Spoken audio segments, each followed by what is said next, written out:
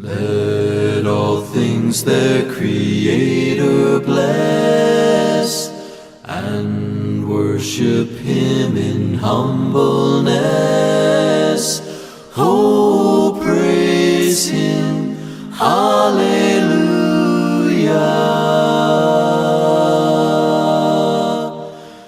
Praise the Father, praise the Son, and praise the Spirit, three in one.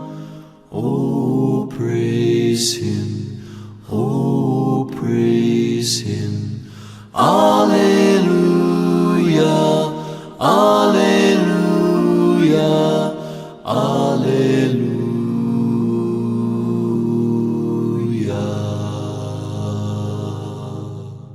Salam sejahtera di dalam kasih Tuhan Yesus Kristus. Salam jumpa, salam sehat di dalam kebersamaan kita menjalani kehidupan ini.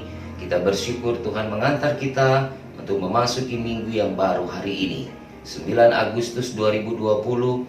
Kita ada di dalam ibadah hari Minggu dalam kebersamaan keluarga di tengah rumah tangga kita. Saudara-saudaraku dimanapun saudara ada, sebelum kita mendengarkan firman Tuhan, mari kita satukan hati di dalam doa mohon bimbingan Roh Kudus. Mari kita berdoa. Bapa di surga, kami mengucap syukur karena Tuhan telah mengantar kami memasuki minggu yang baru hari ini.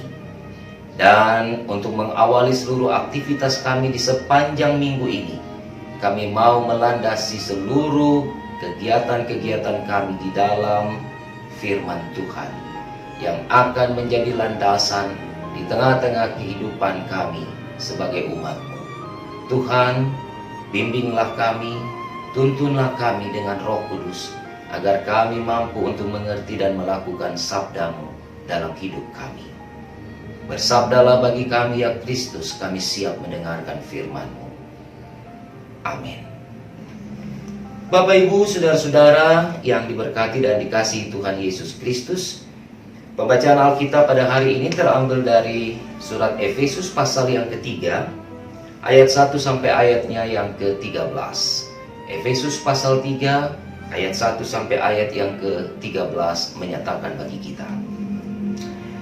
Itulah sebabnya aku ini, Paulus, orang yang dipenjarakan karena Kristus Yesus untuk kamu, orang-orang yang tidak mengenal Allah. Memang kamu telah mendengar tentang tugas penyelenggaraan kasih karunia Allah yang dipercayakan kepadaku karena kamu, yaitu bagaimana rahasianya dinyatakan kepadaku dengan wahyu, seperti yang telah kutulis di atas dengan singkat. Apabila kamu membacanya, kamu dapat mengetahui daripadanya pengertianku akan rahasia Kristus, yang pada zaman angkatan-angkatan dahulu tidak diberitakan kepada anak-anak manusia, tetapi yang sekarang dinyatakan di dalam Roh kepada rasul-rasul dan nabi-nabinya yang kudus, yaitu bahwa orang-orang bukan Yahudi karena berita Injil turut menjadi ahli-ahli waris dan anggota-anggota tubuh dan peserta dalam janji yang diberikan dalam Kristus Yesus. Dari Injil itu aku telah menjadi pelayannya menurut pemberian kasih karunia Allah yang dianugerahkan kepadaku sesuai dengan pengerjaan kuasanya. Kepadaku yang paling hina di antara segala orang kudus telah dianugerahkan kasih karunia ini untuk memberitakan kepada orang-orang bukan Yahudi kekayaan Kristus yang tidak terduga itu, dan untuk menyatakan apa isinya tugas penyelenggaraan rahasia yang telah berabad-abad tersembunyi dalam Allah yang menciptakan segala sesuatu, supaya sekarang oleh jemaat diberitahukan pelbagai ragam hikmat Allah kepada pemerintah-pemerintah dan penguasa-penguasa di sorga, sesuai dengan maksud abadi yang telah dilaksanakannya dalam Kristus Yesus Tuhan kita. Di dalam Dia kita beroleh keberanian dan jalan masuk kepada Allah dengan penuh kepercayaan oleh iman kepadanya. Sebab itu aku minta kepadamu, supaya kamu jangan tawar hati melihat kesesakanku karena kamu, karena kesesakanku itu adalah kemuliaanmu. Demikianlah pembacaan firman Tuhan bagi kita bersama hari ini. Tuhan Yesus bersabda, berbahagialah mereka yang tidak hanya menjadi pendengar, namun menjadi pelaku firman dalam hidup hari lepas hari. Haleluya. Saudara-saudaraku yang dikasihi dan diberkati Tuhan, setelah kita membaca surat Efesus pasal 3 tadi, khususnya di ayat 1 sampai dengan ayatnya yang ke-13 sesuai dengan panduan bacaan kita hari ini, maka kita melihat bahwa ada sesuatu yang diungkapkan oleh Paulus kepada jemaat di Efesus tentang sebuah rahasia besar, rahasia ilahi, rahasia yang tidak disampaikan atau diungkapkan di dalam perjanjian lama, tetapi baru diungkap di dalam perjanjian baru. Apa rahasia itu? Kekasih Tuhan, mari kita perhatikan di ayat yang ke-6. Di ayat yang ke-6, Rasul Paulus menyatakan bahwa orang-orang bukan Yahudi karena berita Injil turut menjadi ahli-ahli waris dan anggota-anggota tubuh dan peserta dalam janji yang diberikan dalam Kristus Yesus. Di dalam perjanjian lama, saudara, kita tahu bahwa keselamatan itu hanya milik dan mutlak orang Yahudi. Allah bekerja, Allah berkarya, Allah melakukan perkara-perkara besar dalam kehidupan umatnya Israel di zaman perjanjian lama untuk menyatakan bahwa Allah lebih berpihak dan Allah memilih mereka menjadi umat pilihan dan orang-orang Yahudi yang mendapatkan prioritas dalam keselamatan dan karya-karya besar Allah. Di dalam zaman perjanjian baru, pasca Kristus Yesus hadir di dalam dunia ini, maka rasul-rasul yang dipercayakan termasuk Paulus memiliki sesuatu yang berbeda dalam memandang karya keselamatan Allah melalui Kristus Tuhan. Di dalam teologi Paulus senantiasa menitik beratkan, menekankan tentang aspek kebersatuan, keunitian di dalam kehidupan sebagai umat Allah. Dan ketika kita bicara tentang konsep persekutuan Allah Paulus, ketika kita bicara soal kebersatuan, kebersamaan sebagai umat Allah, maka yang ada di balik konsep unity itu adalah bahwa kita memiliki kesamaan iman di dalam Tuhan. Nah, kesamaan iman ini tidak memandang Anda suku apa, Anda latar belakang apa, etnik Anda apa, dan sebagainya. Karena itu, maka semua dipersekutukan, dipersatukan, dieratkan, direkatkan di dalam iman kepada Tuhan. Ini concern Paulus. Karena itu di dalam bacaan kita, saudara nanti bisa lihat di dalam pasal 2 dari surat Efesus ini, ayat 11 sampai dengan ayat yang ke-22, Rasul Paulus bicara soal dipersatukan di dalam Kristus. Dipersatukan di dalam Kristus bukan hanya orang Yahudi, tetapi orang non-Yahudi atau yang bukan Yahudi, apapun bangsanya, apapun latar belakangnya, ketika mereka memiliki iman kepada Kristus Tuhan, maka mereka dipersatukan di dalam kebersamaan dengan Kristus. Di dalam ayat yang ke-6, Rasul Paulus menjelaskan bagi kita pada hari ini bahwa orang-orang bukan Yahudi karena pemberitaan Injil Kristus yang dilakukan oleh rasul-rasul, yang dilakukan oleh orang-orang yang dipercaya oleh Tuhan untuk menjalankan tugas pemberitaan Injil Kristus bagi semua orang. Maka mereka memiliki sebuah predikat yang baru. Yang pertama dikatakan bahwa mereka menjadi ahli-ahli waris kerajaan Allah.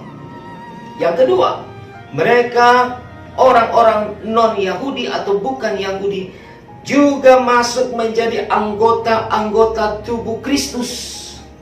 Dan yang ketiga, mereka dikatakan menjadi peserta dalam janji yang diberikan dalam Kristus Yesus. Ada tiga hal yang diungkapkan oleh Rasul Paulus di ayat 6 yang dikatakan oleh Paulus itu merupakan rahasia Allah yang baru diungkapkan di zaman Paulus dan juga rasul-rasul yang lain. Nah, saudara-saudara, Paulus mengungkapkan hal ini dan mengkategorikannya menjadi wahyu. Ya, saudara perhatikan di dalam bacaan kita tadi, khususnya ayat yang ketiga, yaitu bagaimana rahasianya dinyatakan kepadaku dengan wahyu. Bukan kitab wahyu yang dimaksud Paulus, tetapi sebuah wahyu, sesuatu yang datang dari Allah, yang kemudian pewahyuan itu harus disampaikan kepada umat yang dilayani, bahwa Allah menghendaki semua orang, semua makhluk, semua ciptaan Tuhan yang bernapas di bawah kolong langit ini haruslah menjadi bagian di dalam persekutuan dengan Tuhan. Kekasih-kekasih Tuhan yang diberkati, hari ini kita belajar tentang sebuah makna keberagaman. Bahwa keberagaman itu adalah sesuatu yang unik. Keberagaman itu memiliki nilai-nilai yang kaya. Keberagaman di dalam sebuah komunitas, dalam sebuah perkumpulan, dalam sebuah persekutuan, dalam sebuah keluarga adalah sesuatu yang merupakan rahasia Allah, di mana yang berbeda-beda itu, di mana yang berlainan itu bisa duduk dan menjadi satu di dalam kesatuan dengan Tuhan. Oleh sebab itu, ketika kita bicara soal gereja Tuhan, konsep gereja adalah tubuh Kristus. Gereja adalah orang-orang yang dipanggil untuk masuk di dalam persekutuan dalam karya keselamatan Kristus. Nah, siapa yang dipanggil terbuka, siapa yang mau mengimani Tuhan sebagai Allah dan kekuatan di dalam hidupnya, maka mereka akan terhisap menjadi bagian di dalam persekutuan dengan Allah. Oleh sebab itu, ketika saya dan saudara juga ada di dalam bagian sebagai ahli waris, sebagai tubuh Kristus, dan sebagai peserta di dalam janji Allah untuk menerima keselamatan Kristus dengan cuma-cuma, karena kasih karunia Allah itu dinyatakan bagi semua orang yang percaya kepadanya, maka kita semua adalah bagian yang dimaksud oleh Paulus dalam ungkapan rahasia yang diwahyukan kepadanya untuk disampaikan. Berita Injil atau pemberitaan firman Allah harus dilakukan, saudara. Ketika orang sudah menerima Kristus, ketika orang sudah hidup di dalam iman kepada Kristus, maka yang dilakukan dan yang harus dikerjakan oleh orang-orang yang terselamatkan adalah mereka harus memberitakan Injil Kristus. Memberitakan Injil Kristus tidak harus menjadi pendeta, tidak harus menjadi gembala, tidak harus menjadi pengkhotbah. Pemberitaan Injil Kristus harus menjadi sesuatu yang nampak di dalam setiap kehidupan orang-orang yang beriman kepada Allah. Di tengah-tengah pekerjaan, di tengah-tengah rumah tangga, di tengah-tengah usaha, dimanapun kita ada, kita harus selalu menyatakan Injil Allah. Apa Injil Allah? Kabar sukacita tentang Allah di dalam iman kita. Itu harus tercermin, harus dinyatakan, harus diwujudkan di dalam kehidupan kita sebagai umatnya. Nah, apa yang kita kerjakan merupakan bagian dari apa yang kita pahami dalam kehidupan beriman kita kepada Allah. Sehingga orang yang tidak melakukan pemberitaan Injil dipastikan pemahamannya tentang Allah dan spiritualitasnya kepada Allah dalam hubungan dan relasi dengan Allah sangat tipis. Tapi orang yang mampu mengaplikasikan, mengimplementasikan, mengejawantahkan apa yang dipahami dalam spiritualitas, dalam relasinya dengan Allah, maka itu dinyatakan di dalam setiap aspek kehidupannya. Maka orang-orang seperti inilah yang dikatakan Paulus, karena berita Injil, maka mereka semua menjadi ahli waris, menjadi bagian dari tubuh Kristus, dan mereka adalah peserta dari janji keselamatan Allah. Kekasih-kekasih Tuhan, kita meyakini bahwa kita juga adalah bagian yang dimaksudkan oleh Paulus, orang-orang yang bukan Yahudi tetapi yang juga menerima anugerah keselamatan Allah. Maka kerjakanlah keselamatan Allah itu, dan berhentilah berbicara soal primordialisme, berhentilah bicara soal kesukuan, berhentilah bicara soal kelompok-kelompok yang sejalan dan sepikir dengan kita. Mari kita mulai membuka cakrawala wacana berpikir kita untuk melihat bahwa semua orang oleh Allah dipercayakan kepada kita untuk menyampaikan berita tentang kebenaran Allah bagi mereka. Sehingga sebagai orang-orang yang telah menerima keselamatan, Kristus masuk di dalam orang-orang yang terkategori menjadi ahli-ahli waris kerajaan Allah, menjadi bagian di dalam tubuh Kristus, menjadi peserta dari janji keselamatan Allah di dalam Kristus Tuhan. Maka yang harus kita tampakkan dalam kehidupan ini adalah sebuah khotbah yang hidup, khotbah yang menyenangkan hati Allah dan hati sesama di tengah-tengah kebersamaan. Saudara, bangsa ini, Indonesia ini dibangun dari keragaman.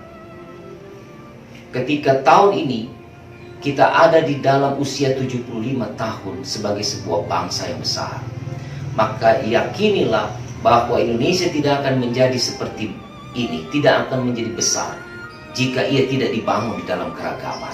Jika ia dibangun di dalam sebuah warna yang sama, maka Indonesia tidak menjadi Indonesia.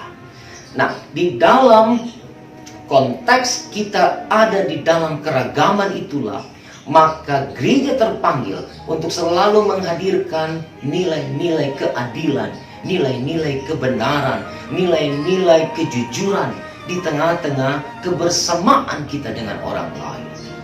Karena bangsa ini tidak dibangun oleh satu golongan, oleh satu kelompok, oleh satu suku, oleh satu agama. Bangsa ini dibangun dari berbagai aliran kepercayaan, agama, suku, etnik, latar belakang yang berbeda-beda.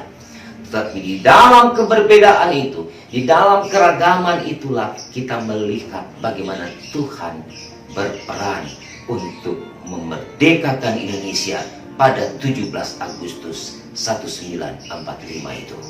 Nah, sebagai bangsa yang besar, mari hargai keperbedaan. Sebagai gereja Tuhan, mari hargai keperbedaan. Kita tidak lagi menggunakan konsep bahwa Yahudilah yang diselamatkan dan di luar Yahudi tidak akan terselamatkan. Tapi konsep kita hari ini sebagai gereja, bahwa kita dipanggil untuk menyampaikan kebenaran-kebenaran firman Allah, untuk menyampaikan berita Injil itu bagi semua orang tanpa memandang latar belakang orang itu, supaya semua orang datang untuk menjadi bagian di dalam persekutuan dengan Kristus. Itu tugas gereja. Dan karena itulah, maka saudara dan saya terpanggil sebagai umat Allah untuk selalu memberitakan Injil Tuhan dimanapun kita ada, untuk selalu menyampaikan kabar sukacita dimanapun kita ada, melalui sikap hidup kita, melalui seluruh aspek kehidupan kita. Dan yang paling penting, mari mulai itu di dalam keluarga kita. Ketika keluarga itu dibangun di dalam sebuah konsep yang matang, konsep yang benar, konsep yang tepat, untuk saling menghargai, untuk saling mengerti, untuk saling menopang di dalam keperbedaan setiap anggota keluarga, maka kita memiliki sebuah nilai yang kuat untuk juga dibawa keluar dari rumah tangga kita, dari keluarga kita, lalu itu disampaikan kepada orang lain di luar keluarga kita. Kalau kita di dalam gereja sudah kuat, memiliki nilai yang kuat, maka gereja bisa menyampaikan itu kepada semua orang di luar gereja. Yang ada di luar tembok-tembok gereja, kita akan terus menjadi bagian yang membuat semua orang meyakini bahwa Kristus benar-benar Tuhan dan Allah. Kiranya firman ini akan menolong kita, akan memberikan spirit bagi kita untuk terus memberitakan Injil Tuhan dimanapun kita ada, di tengah-tengah keragaman dan keperbedaan kita. Dalam kebersamaan dengan orang lain, kita tetap ada di dalam sebuah semangat untuk selalu memberitakan Injil Tuhan, Injil kebenaran, kabar sukacita bagi semua orang dalam hidup kita.